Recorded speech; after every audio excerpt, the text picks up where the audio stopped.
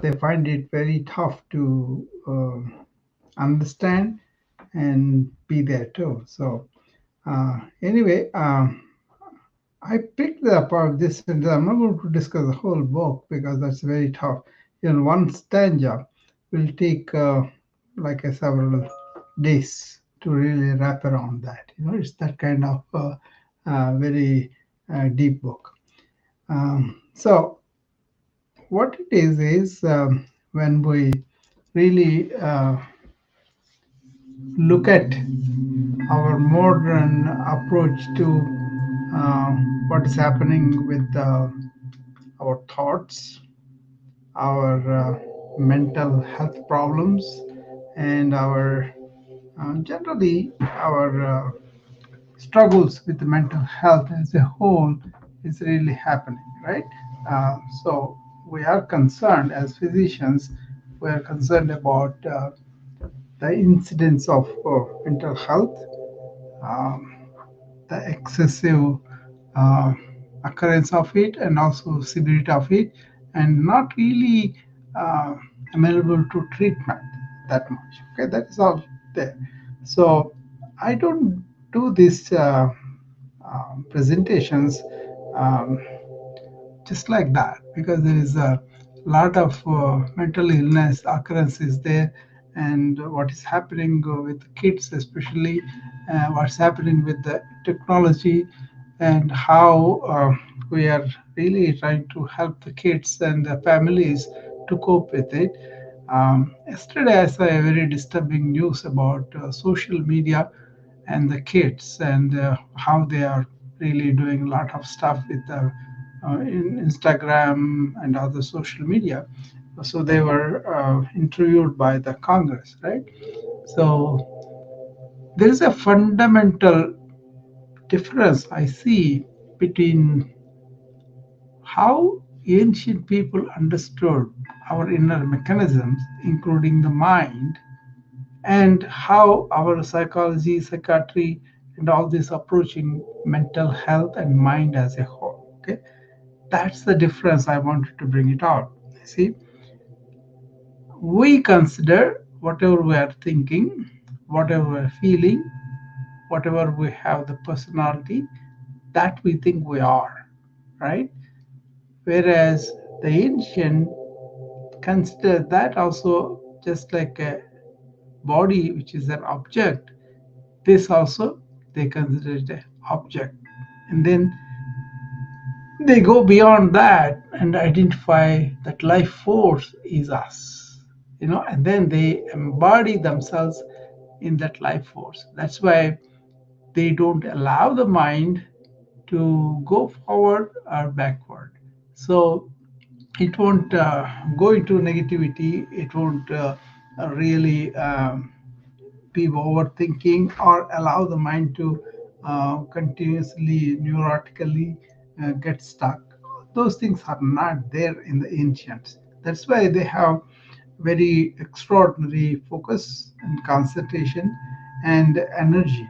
And also, they were able to do very nice handy work because they are mentally very stable, right? You can look at their sculptures. You can look at their paintings that they left behind.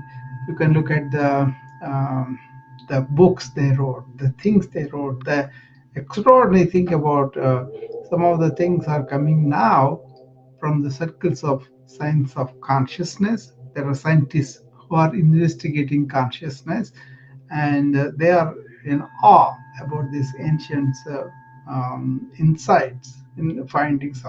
So they were really were apart from the mind, and they did not get influenced by what they think. They were able to go beyond.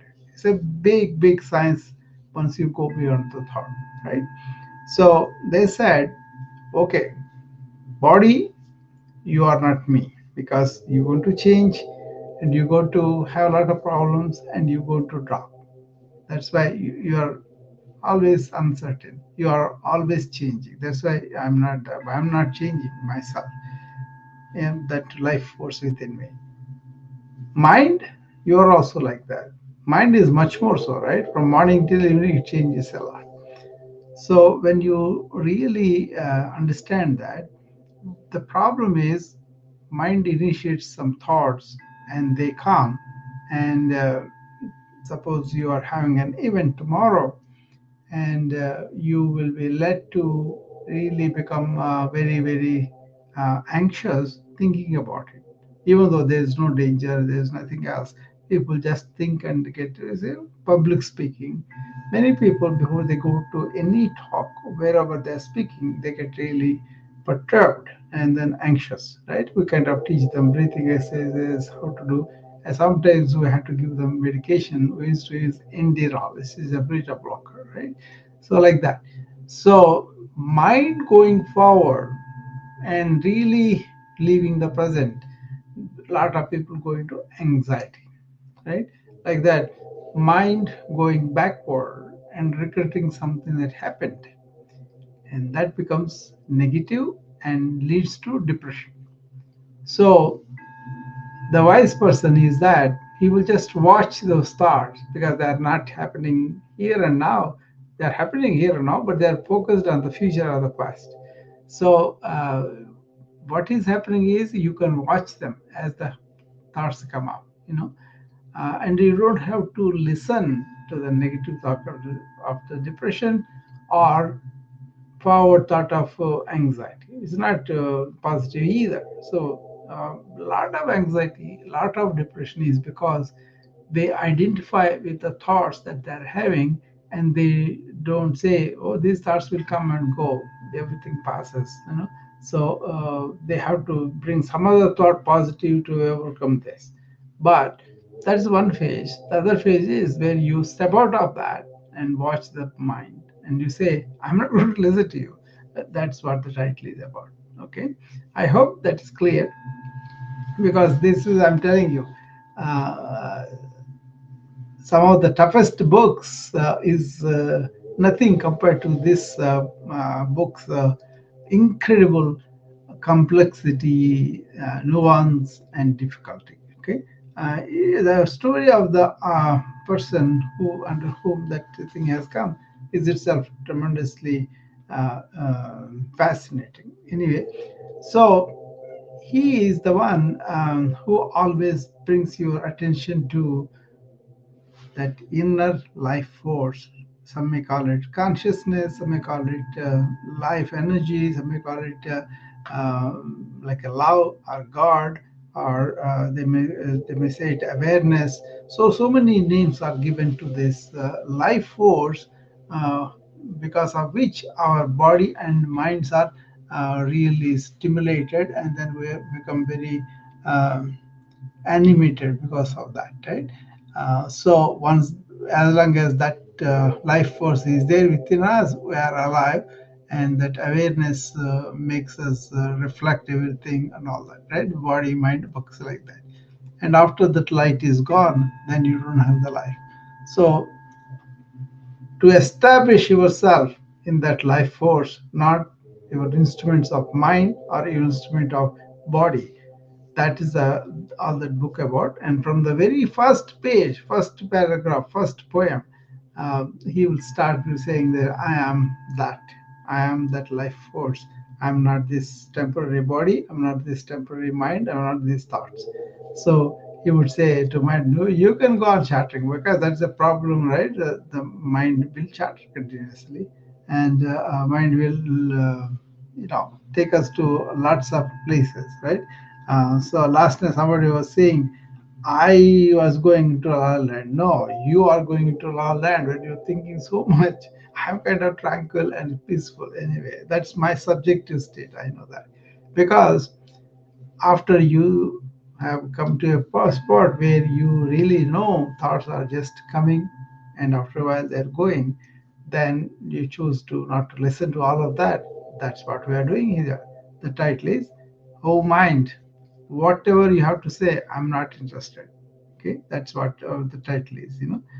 So it's a question of really understanding what is thought, what is feeling, what is meditation, what is really going into what they call samadhi, that is the absorption state, and where is the silence, where is the stillness, uh, where is the solitude of mind, serenity of mind. All these things come into discussion, right?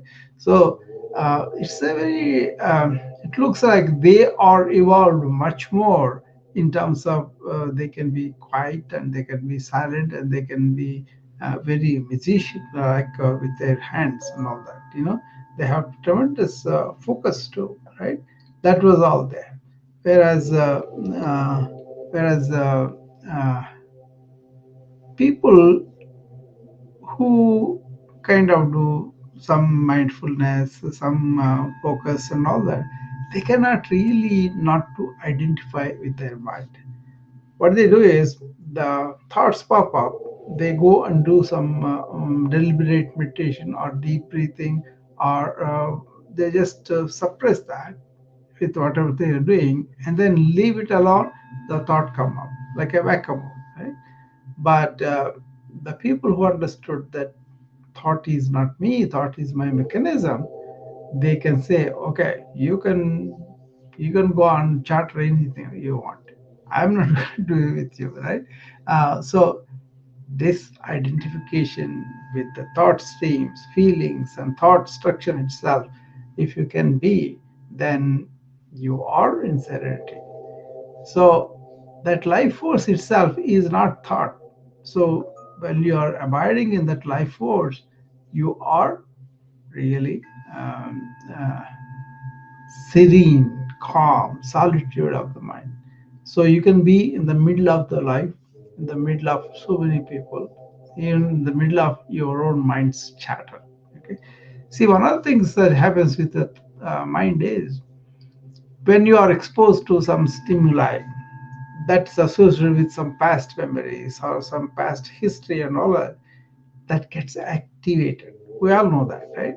Our mind gets activated and then it will run by itself, get the memories, get the grudges and all those things, and then it will go on. That's the problem. The moment it's activated, it goes much much faster speed, and then you will be thinking that's you who is having all these thoughts, and then you are having the thoughts, but you are who is that you that is having thoughts?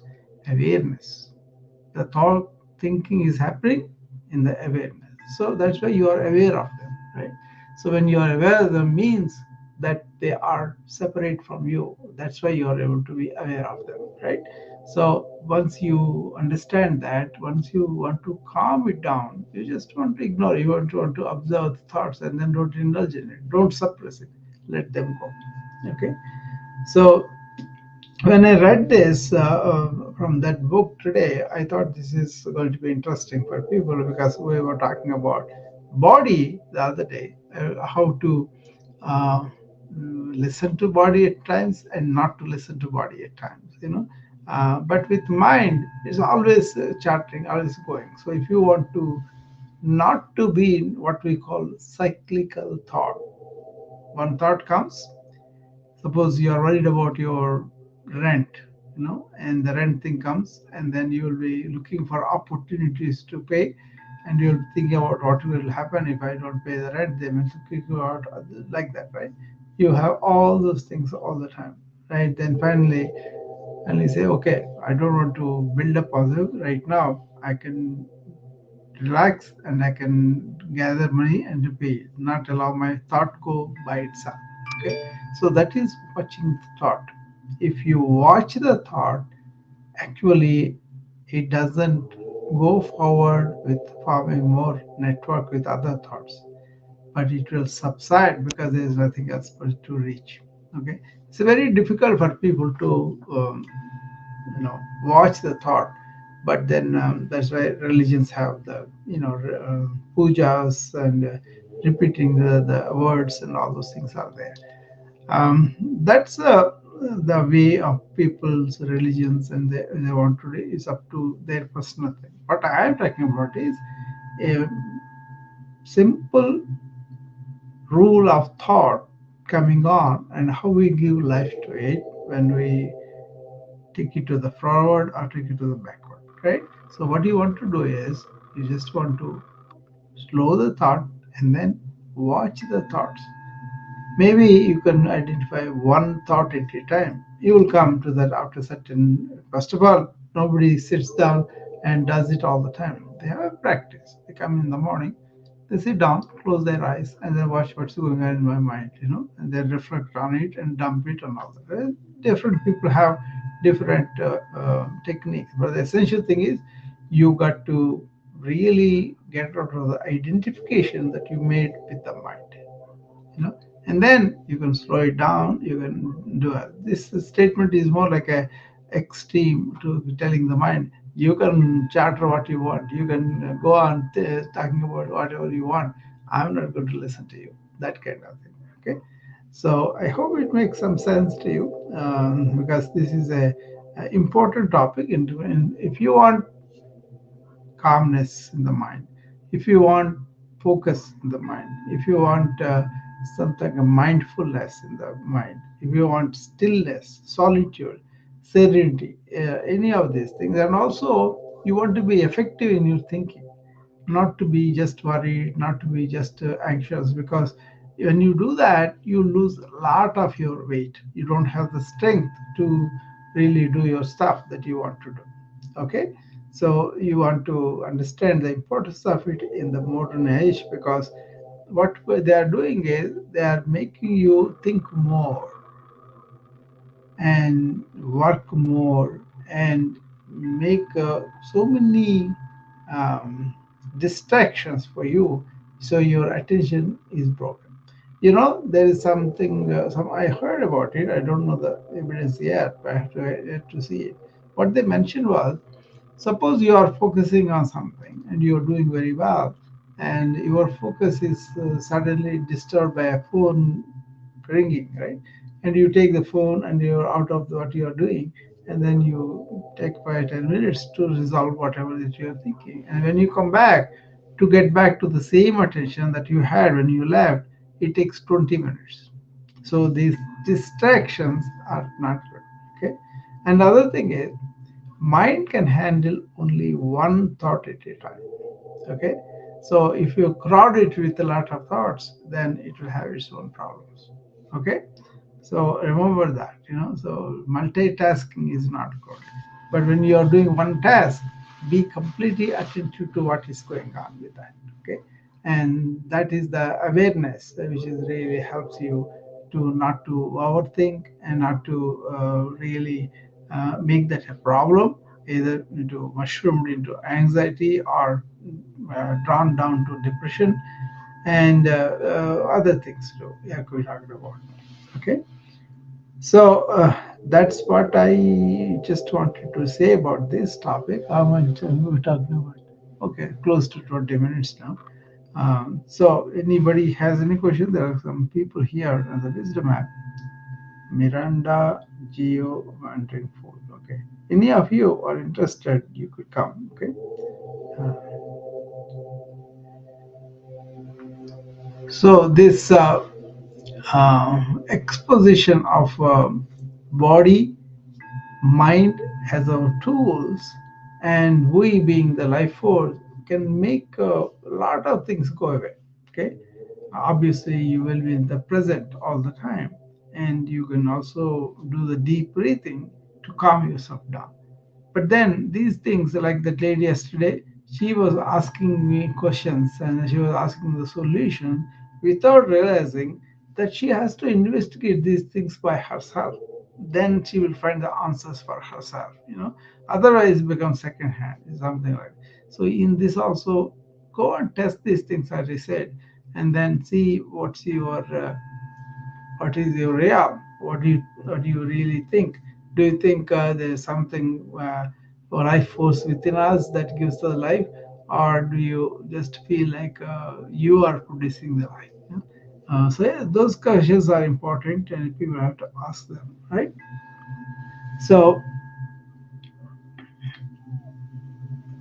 when you really have this abidance in the true nature of yours, naturally there is no chatter, right? And that's when you don't have to tell the mind to keep quiet. It's already quiet. That's why you touch it. In yoga, there's a book called Patanjali Yoga Sutras, and they talk about this. And when you really have these modifications of mind stilled, then you can really touch, you can see your real life force self. That means you can see yourself really well, and then the minds will become. If they are not, even if you have the ultimate ground like that, then you can really watch much more easily. Because if you are in the mind, you are always thinking.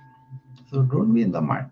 Be in who you really are, and then tell the mind, okay, you can go on chattering whatever you want. I'm not going to get into that noise and chatter and all that. I don't even engage you on that. If you can do that with putting aside your normal courtesies or whatever you think, then you will be much better off. Okay.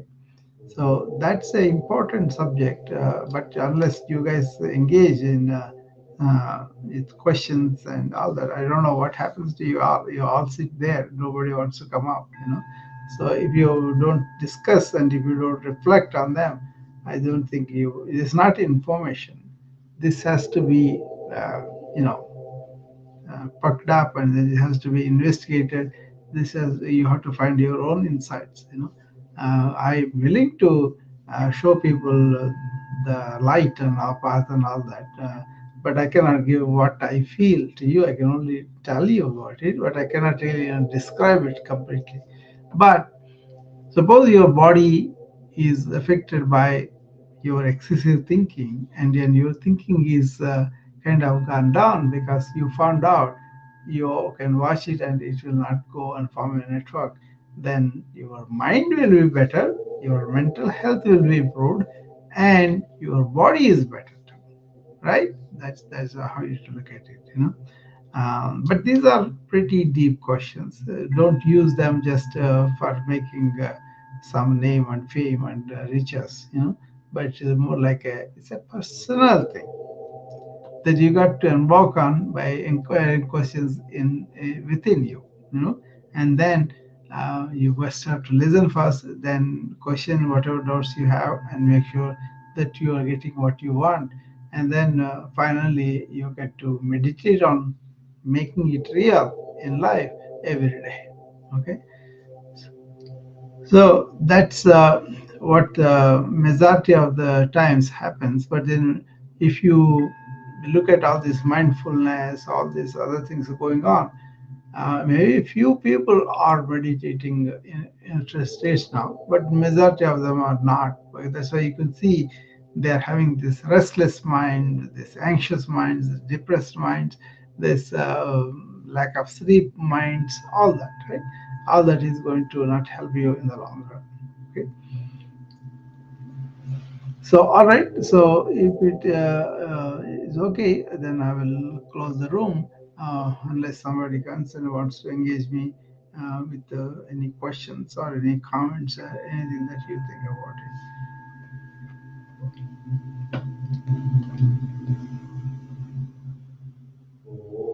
One of the things I was doing with this Ashtavakra Gita, the book from which this has come, uh, that was so remarkable.